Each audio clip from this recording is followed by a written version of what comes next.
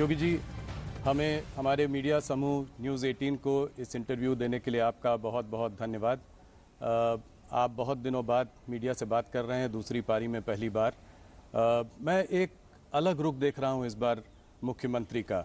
एक नई उत्साह है, एक नई उमंग है, और मैं ये देख रहा हूं कि इस बार इकॉनमी पे बहुत बड़ा फोकस है, इस बार रिफॉर्म्स पर फोकस है। और आपने बहुत मेहनत की है पिछले कुछ महीनों में ग्लोबल इन्वेस्टर्स समिट करने की, जो कि अभी कुछ ही दिनों में होने वाला है।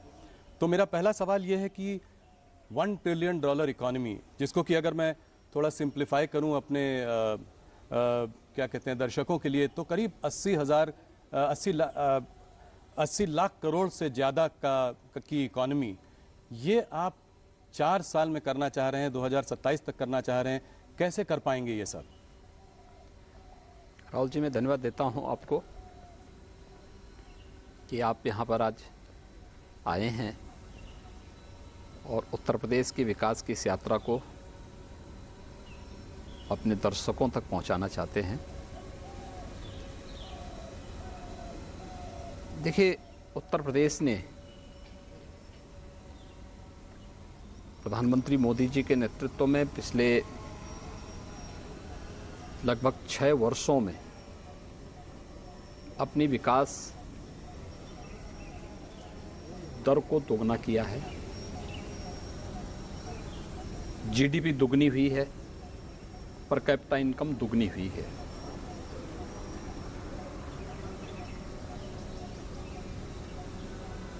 उत्तर प्रदेश $1 ट्रिलियन की इकोनॉमी बने हैं। प्रधानमंत्री मोदी जी ने पहले जो यूपी का जो फर्स्ट इन्वेस्टर समिट था फरवरी 2018 में, उस समय इसका एक लक्ष्य हम सबको दिया था।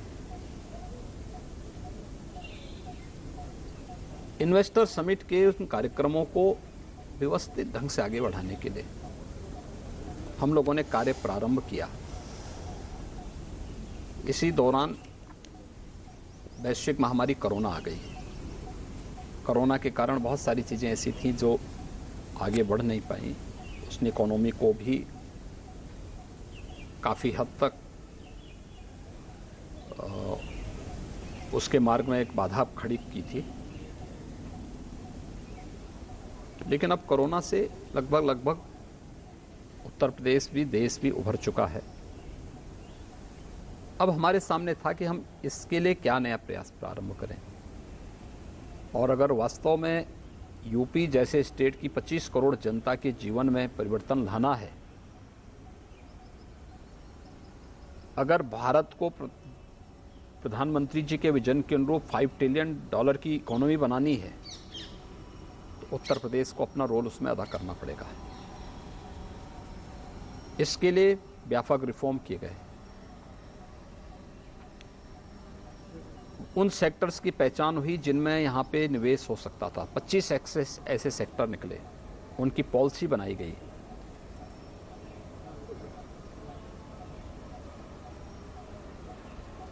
इन सभी कार्यक्रमों को आगे बढ़ाने के अलावा टीम्स भेजी गई दुनिया के बड़े देशों में, देश के बड़े महानगरों में। और आज मुझे इस बात की संतुष्टि है कि जब ग्लोबल इन्वेस्टर समिट की नज़दीक तिथि आ रही है, तो उत्तर प्रदेश में हम लोग उत्तर प्रदेश की जीडीपी से अधिक निवेश के प्रस्ताव लाने में सफल हो जाएंगे। और उत्तर प्रदेश जो अनंत संभावनाओं वाला प्रदेश है, जिसमें केवल औद्योगिक निवेश ही नहीं, बल्कि हमारे पास तो एग्रीकल्चर के फील्ड में भी बहुत बड़ा स्कोप है, एमएसएमई के फील्ड में है, हमारे पास अपना मैन पावर है, बहुत अच्छा मैन पावर हमारे पास है।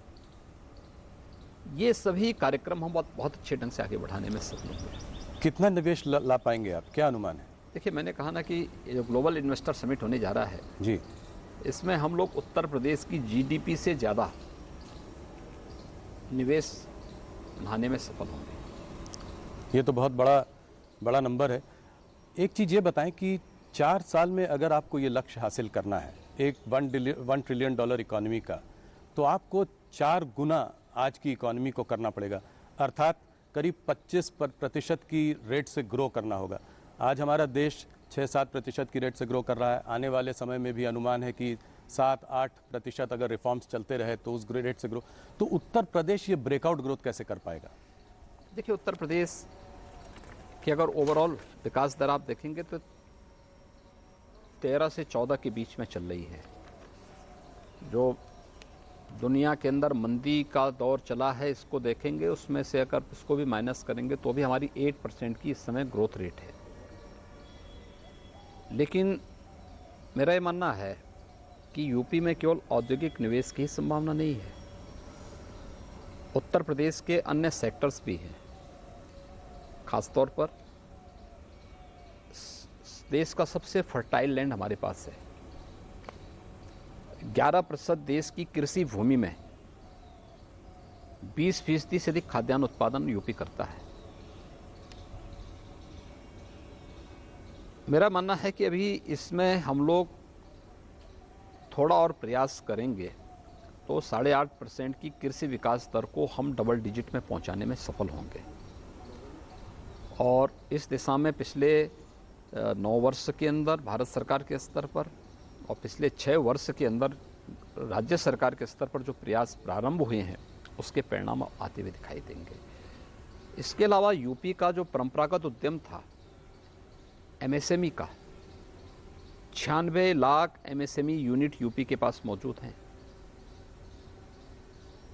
सरकार ने उसको थोड़ा प्रोत्साहित किया, थोड़ा पुशअप किया। परिणाम है उसने यूपी के एक्सपोर्ट को दुगने से अधिक कर दिया। रोजगार की अनंत संभावना वाला फील्ड है हमारे पास। इस पे हम थोड़ा प्रयास प्रारंभ करें, यह यूपी के विकास दर को और आगे बढ़ाने में मदद करेगा। तीसरा, यूपी के पास जो इंफ्रास्ट्रक्चर है एनसीआर से सटा हुआ है, जुड़ा हुआ है, लेकिन ईस्टर्न पार्ट को जोड़ने के लिए, बुंदेलखंड को जोड़ने के लिए, वेस्टर्न, ईस्टर्न और सेंट्रल पार्ट को जोड़ने के लिए जो कनेक्टिविटी है, एयरपोर्ट्स के निर्माण जो पिछले 6 वर्ष के अंदर यूपी के अंदर हुए हैं, या इंटरस्टेट कनेक्टिविटी जिस प्रकार से उसका स्ट्रेंथन हुआ है, लैंड लॉक्ड स्टेट से हट करके आज हमारे पास पूर्वी बंदरगाह से जुड़ने के लिए देश का वाटरवे नंबर 1 आज यूपी के पास मौजूद है। एक्सप्रेस हाईवे का जो जाल यूपी के अंदर पिछले 6-7 वर्षों के अंदर बिछा है, ये सभी चीज़ें यूपी की इकोनॉमी को समयबद्ध तरीके से आगे बढ़ाने और अपने लक्ष्य को प्राप्त करने का एक अवसर देता है। न्यूज़ 18 इंडिया की web series FIR number 208 streaming now.